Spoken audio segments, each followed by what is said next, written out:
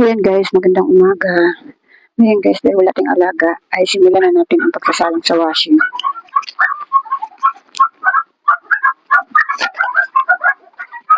Tuesday ngayon ng namin yung inalagaan ko kahapon. Ngayon, kaagaw ko siya sa washing. Wala pa naman siya, unahan na natin siya sa washing.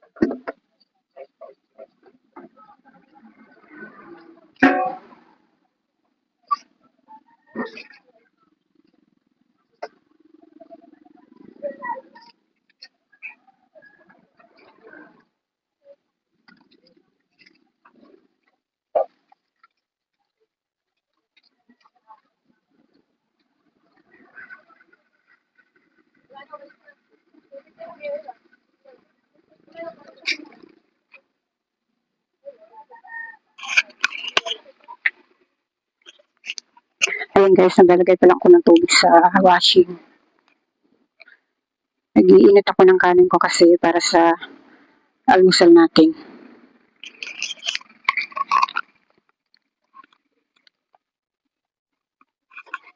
Tapos may lulutuin akong tilapia guys, ipapaksin ko.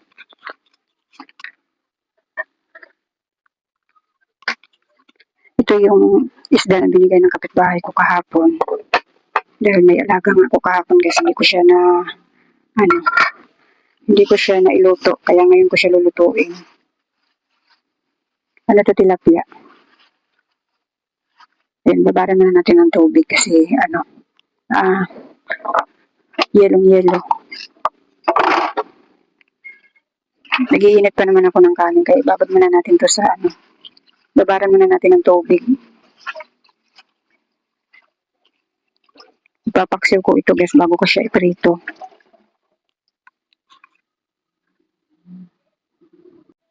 Ayan guys, napaikot ko na yung washing. Lulutuin ko na itong yung tilapia na ipapaksiw ko.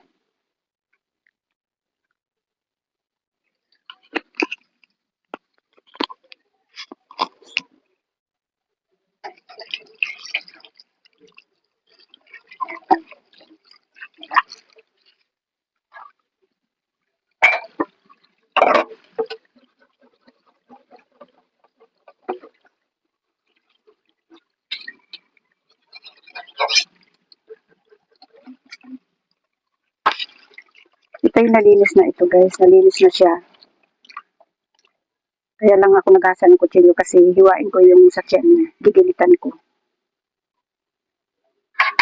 Bago niya binigay sa akin tong isda ay nalinis na niya, natanggalan na niya ng yung hasang at saka bituka.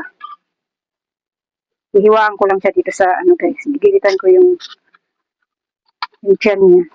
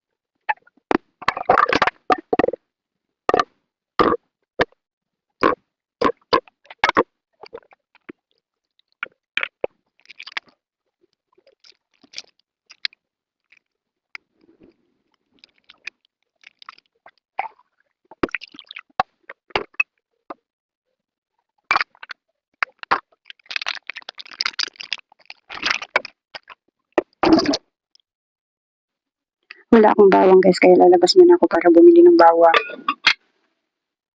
Ayun guys, nakabili na ako ng bawang.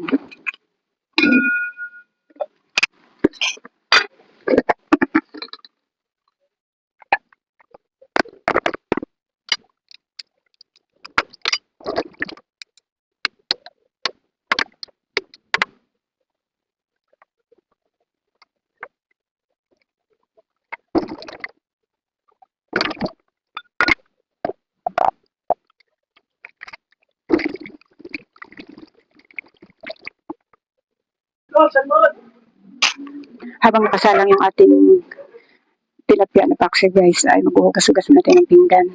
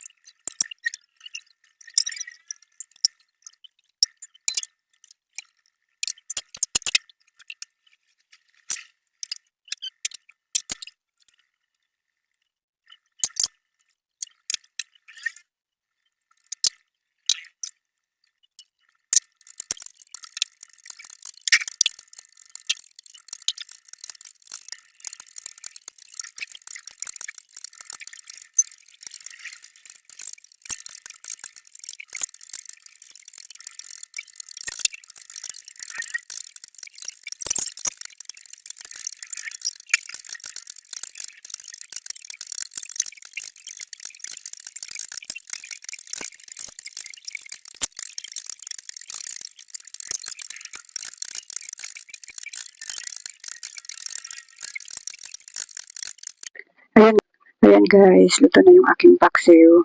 Ang paksiw ko guys ay may tuyo para siyang adobo. Ayan, subukan niyo magluto ng paksiw guys na may tuyo, ang sarap. Bukod sa tuyo guys, nilagyan ko rin yan siya ng kunting mantika. Ayan guys, nakadalawang ikot na yung washing. Baliktarin muna natin yung damit.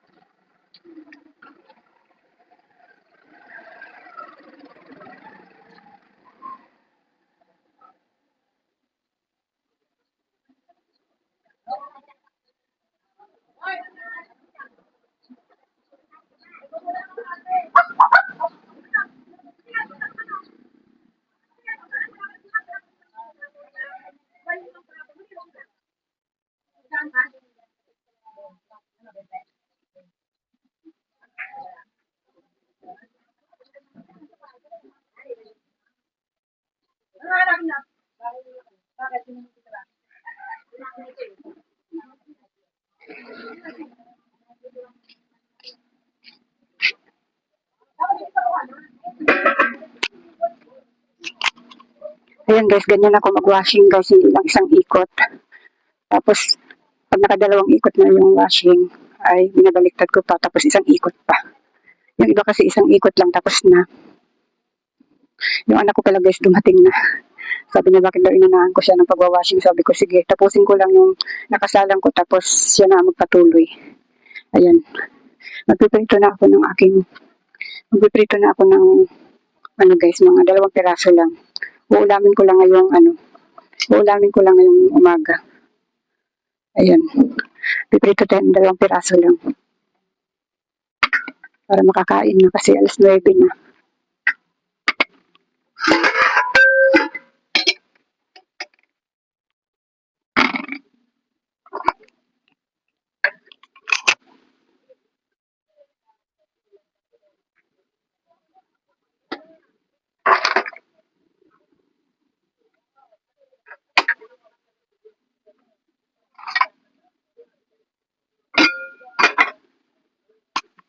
Sa ngayon guys, dahil kaluluto lang niya, hindi pa masyadong tumalab yung lasa niya doon sa isda. Kaya medyo hindi pa yan masyadong masarap kainin. Bali, 5 piraso lang ito guys. 2 kainan ko lang ito.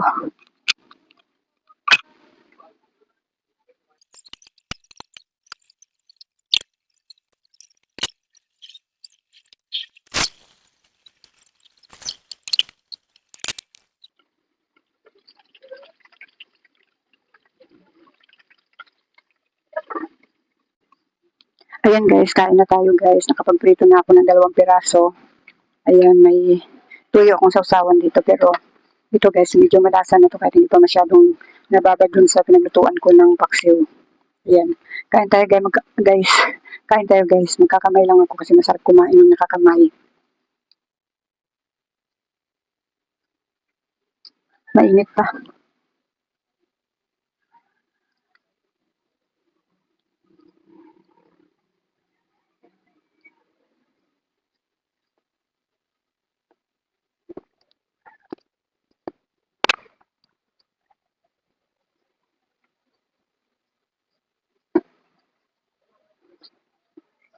Tapos mamaya naman guys, magluluto naman ako ng adobong manok. Kasi sabi ng anak ko, yung mag-adobo naman daw ako kasi medyo matagal-tagal na kami hindi nakakain ng adobong manok.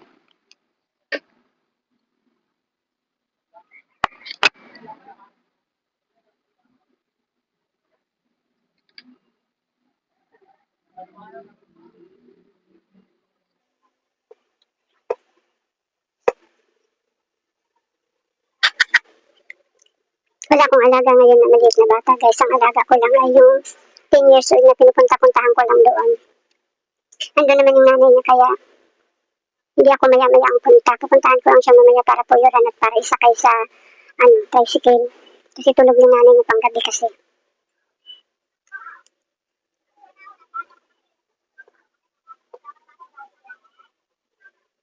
Yung paglalaba ko naman mamayang hapon lang ako maglalaba ulit guys kasi yung anak ko nandito na siya.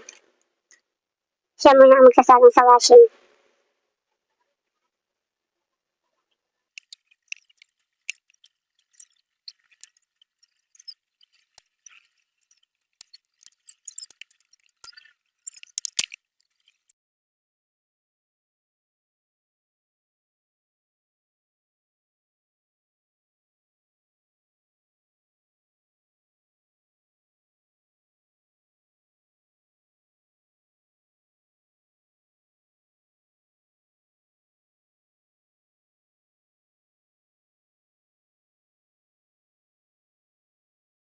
Ayan guys, ngayon guys ay magluluto ako ng adobong manok. Ayan, nakabili na ako ng manok na halagang 100.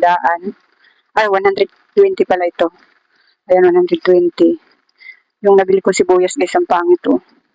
Kapag natumba. Papabili na lang uli ako ng sibuyas dahil ang pangit ng sibuyas. Hindi maganda yung nabili ko. Saglit lang guys, magpapabili ako sa bata.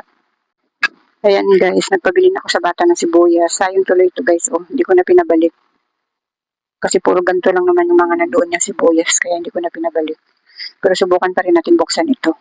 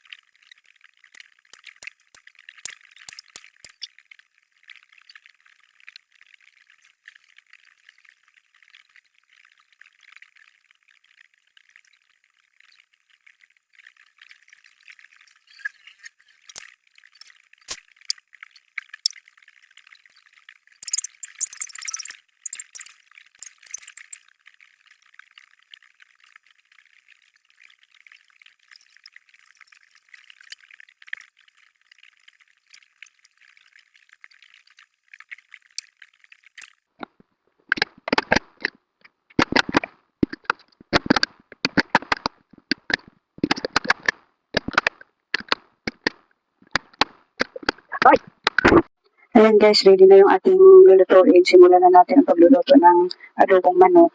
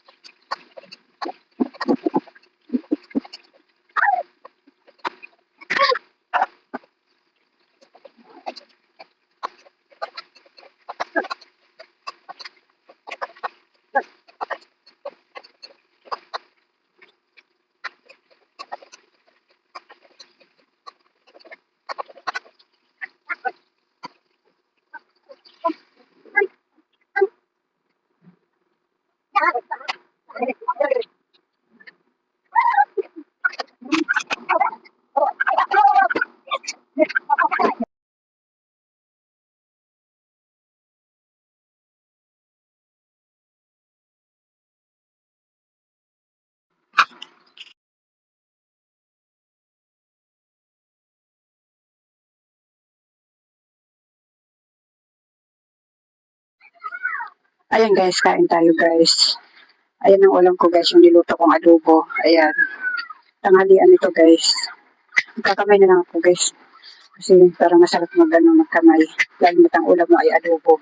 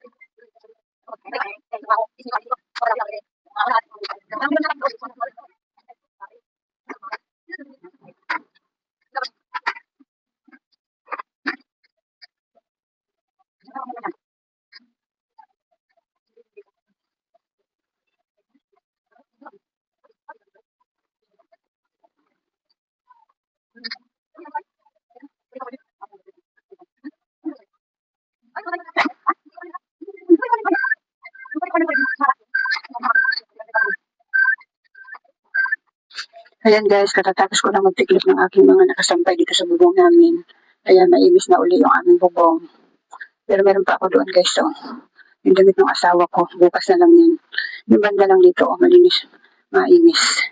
Maimis ang bubong namin ngayon guys. Ayan guys, dito na lang magtatapos tong aking vlog guys. Maraming salamat sa panonood at supportan nyo.